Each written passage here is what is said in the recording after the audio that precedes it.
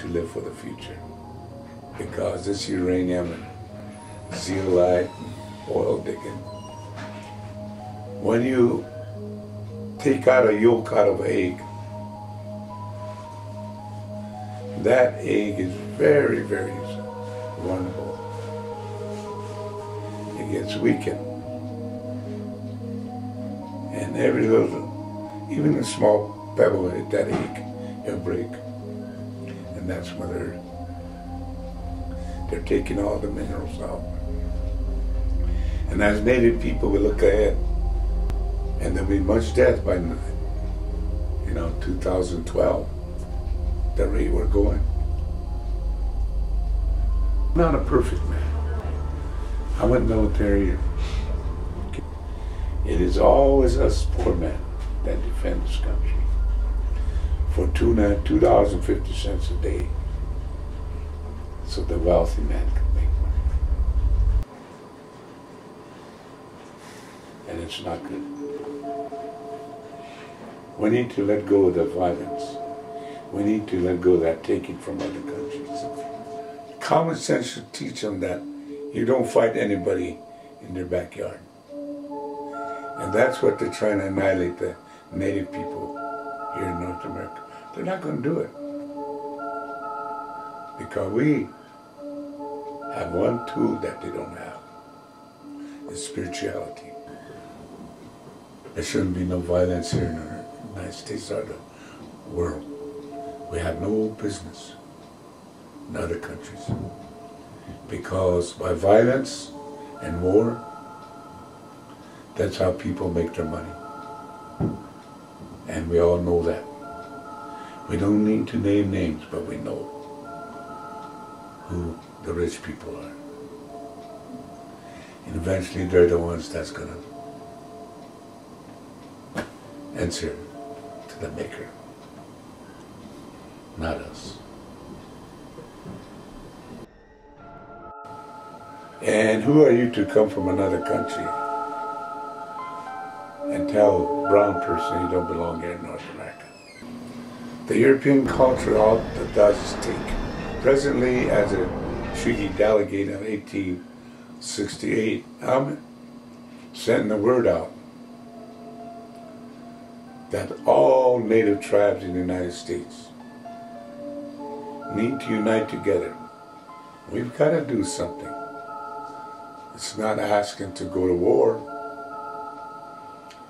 but maybe a psychological war, because the left-brain people are losing their common sense of reality, what's happening. And we're using the authority as treaty to maybe, if we bring the other nation of people of color here,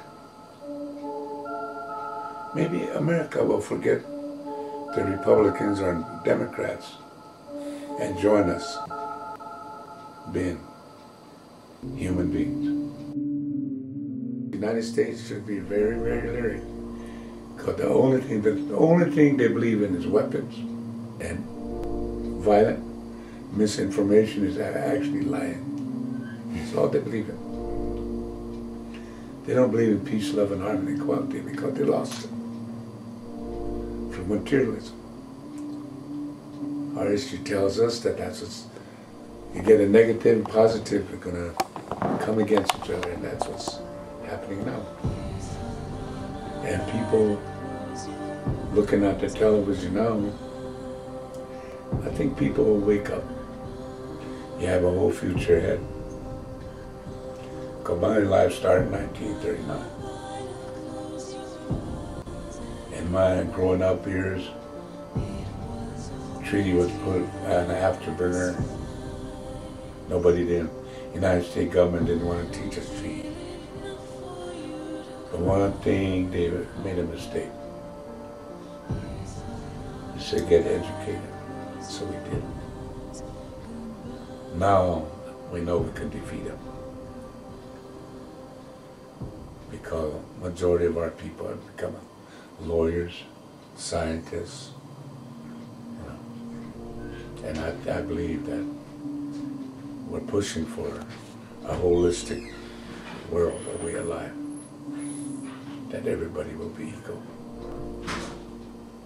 And people will hug their children and tell them they love them and really be interested in their child.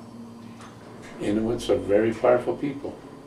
All native tribes in the United States, I see a future they're going to unite together. And I think it's all because a statement that Russell made. The Constitution of the United States, Article 6, it is proven that they have no title to any of the country here in North America. And again, Russell has a point. We're all thinking about that. But if we're going to do that, we're going to go under the crazy horse, our sitting law, natural law. If we do that, then all the bands here in the United States will join on the sacred Bible, the naked feather law. And we're not going to fight. The United States has to sit down with them and renegotiate. An Indian has asked me, what happens if you guys reclaim your sovereign status? What happens within the boundary of 1851, 1868? A lot of the ranchers and farmers and people who non-Indian live on that land. You're going to kick them out? I said, no. They're going to be our allies. And they will fall under the umbrella of sovereign immunity. And our economic, somebody else asked me, what happens when the economic development of the United States don't give you the money? Well, actually, I said, we are the landlords.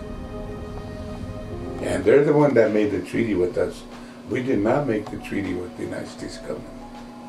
History will show you at the defeat of the government on June 25th, 1876, and the Sioux tribe took the American flag away, a little big one. We conquered the United States. So they wanted peace with us. Mr. President, you've been a governor and a president, so you have a unique experience looking at it from two directions. What do you think tribal sovereignty means in the 21st century, and how do we resolve conflicts between tribes and the federal and state governments? Yeah. Tribal sovereignty means that it's sovereign. You've been given sovereignty, and you're viewed as a sovereign entity. Okay. And therefore, the relationship between the federal government and tribes is one between sovereign entities, sovereign entities, sovereign entities, sovereign entities.